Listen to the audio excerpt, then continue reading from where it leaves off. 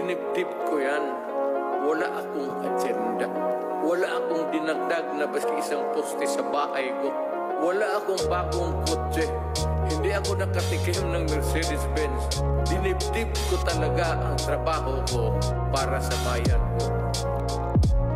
Nung siya pa ang nakaupo, ramdam natin ang kaligtasan. Pagkat dahil sa kanya, ang krimen ay nabawasan. Mga adik inorasan at sila ay pinasuko. Sa bayan kong Pinas, siya ang tunay na may puso. Ngunit ngayong tapos na ang kanyang panunungkulan. Kung tratuhin ng gobyerno parang salot sa lipunan. Siya'y pinagkaisahan ng mga nakaupo sa laban mo. Kasama kaming mga taga Cotabato. Ganito ba talaga ang batas sa Pilipinas? Sino pa yung nasa tama ay siya ba ang nakaposa? Puti pa yung mga adik, meron kayong malasakit. Paano naman yung ginahas at pinatay ng adik? Sa guna niya nakasambi ang pagkamalapad silag. Mimbaso bang imatay no tagaw ang makagilag? Araw-araw may patayan na tila babaligsahan. At ang mga mahihirap ay lalo pang nahirapan. Duterte pa rin kahit na ano man ang mangyari. Duterte ang pinakamagaling na presidente. Sa laban mo Duterte, kakampi mo ang marami. Noon hanggang ngayon Duterte pa rin kami.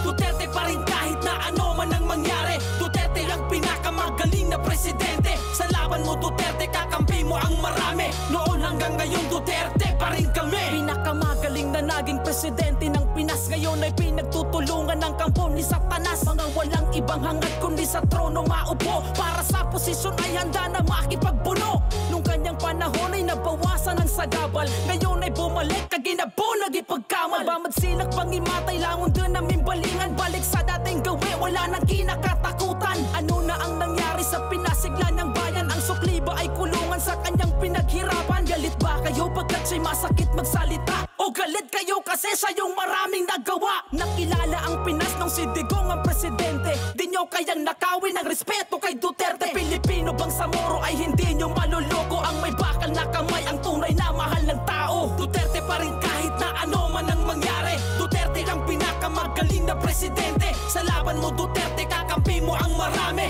Noon hanggang ngayon Duterte pa rin kami. Duterte pa rin kahit